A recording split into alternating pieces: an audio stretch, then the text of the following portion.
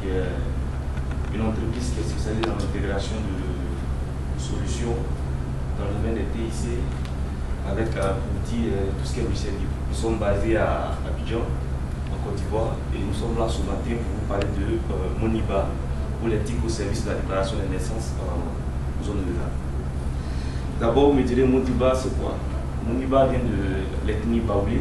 Le Baoulé, c'est la production au centre de la Côte d'Ivoire. Moniba traduit l'idée de félicitations qu'on adresse à une famille qui vient d'avoir un nouveau-né. Qu'est-ce que je fais? Je suis ingénieur français de formation.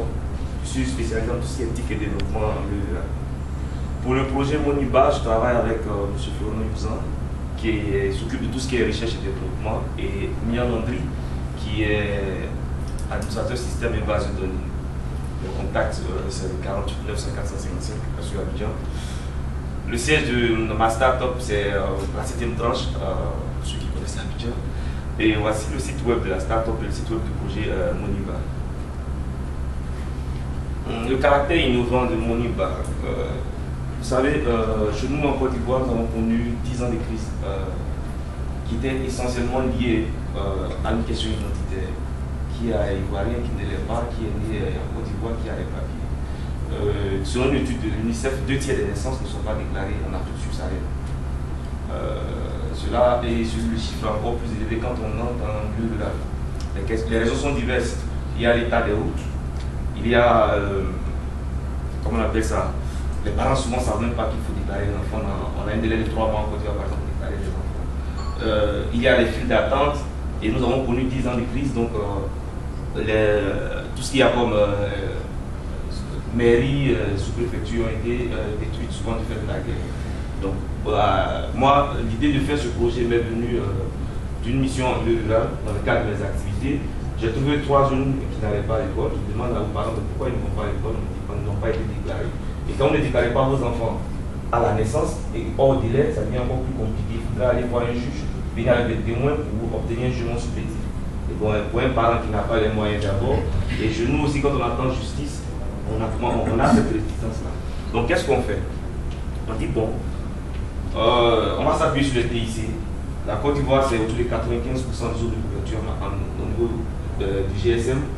C'est autour de 20 millions de téléphones portables. Il y a une anecdote qui dit en Afrique qu'on a plus de téléphones portables que de prostate. Donc, cela veut dire qu'on a pris le virage du mobile à bras le corps.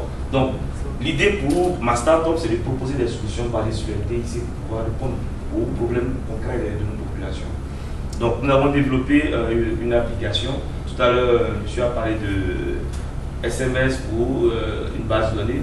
C'est à peu près similaire. C'est un outil de collecte de données qui fonctionne avec les téléphones basiques, mais avec une organisation particulière. Vous savez que nous collectons les données sur les naissances. Donc, il y a une question de fiabilité de l'information qu'on collecte. Donc, nous créons des centres en milieu rural, ce que nous appelons les centres ruraux de déclaration des naissances, qui sont sous l'autorité des chefs de village. En Côte d'Ivoire, aujourd'hui, les chefs de village ont un statut qui est reconnu par la loi. Donc, dans chaque centre, on a quelqu'un, généralement du sexe féminin, conforme à l'utilisation de l'outil. L'outil est simple, c'est juste un formulaire Android qui convertit le contenu en SMS et le balance à une base de données à un serveur qui est intelligent, qui découpe l'information, qui la stocke dans une base de données, il génère un identifiant qu'on amène aux parents. Et dans le village, on a un registre local. Donc on note les informations et puis on communique aussi l'ID de l'enfant, c'est-à-dire l'identifiant de l'enfant aux parents. L'information est collectée, elle est stockée. Le jour où les parents se rendent à la mairie, que ce soit hors délai ou pendant le délai, il suffit juste d'entrer l'identifiant, on retrouve les informations, puis s'établit l'extrait date de naissance de la vie. Et ça permet aussi aux mairies et aux collectivités de suivre l'évolution des naissances au fil du temps. Et puis ça permet de faire une comparaison entre les naissances qui ont eu lieu pendant une année et les naissances qui ont été déclarées et pourquoi ces naissances n'ont pas été déclarées. Donc c'est aussi un outil de collecte des statistiques. Nous l'avons fait une phase pilote simultanément en Côte d'Ivoire et au Togo pour démontrer que l'application est réplicable sur tous nos États connaissent le même problème d'état civil. Donc au niveau de la Côte d'Ivoire, le projet est appuyé par le Centre de promotion des investissements en Côte d'Ivoire, le CPIC, nous attendons actuellement l'autorisation du ministère de l'Intérieur pour pouvoir faire une phase pilote sur 45 villages répartis dans 9 localités pour voir un peu comment est-ce que le projet pourra fonctionner plus pour avoir des retours pour pouvoir l'améliorer bien sûr. Nous avons déposé un document à l'OIP, chez nous c'est l'OIP qui est l'Office ivoirien de la propriété intellectuelle qui travaille avec l'OAPI ici au Cameroun. Voilà, donc il est en cours de développement et comme je l'ai dit, l'application est prête à être déployée et pour une phase pilote dans 45 localités. Elle fonctionne entièrement sur des logiciels open source, donc cela réduit tout ce qui est investissement et aussi ça nous permet d'avoir un contrôle sur toute notre infrastructure. Voilà un peu. Et puis pour continuer, on dirait quels sont les points forts. Les naissances sont enregistrées, on va dire quasi instantanément, puisque dans nos villages, l'application était développée avec les communautés rurales. Elles nous ont dit que on avait voulu qu'on fasse cette déclaration au jour le jour. Elles ont dit non, au jour ça serait un peu plus embêtant, puisqu'on doit aller au champ. On nous propose de faire des déclarations des jours de marché. Comme ça, personne ne va au village, tout le monde est là, ça se passe sur une audience forêt. On se retrouve sur le chef du village, la dame avec l'appareil est là, avec le registre, elle remplit, elle envoie les SMS sur le système général d'information. Ça va permettre de numériser au moins l'état civil, on saura qui est né quand, où et qui sont ses parents.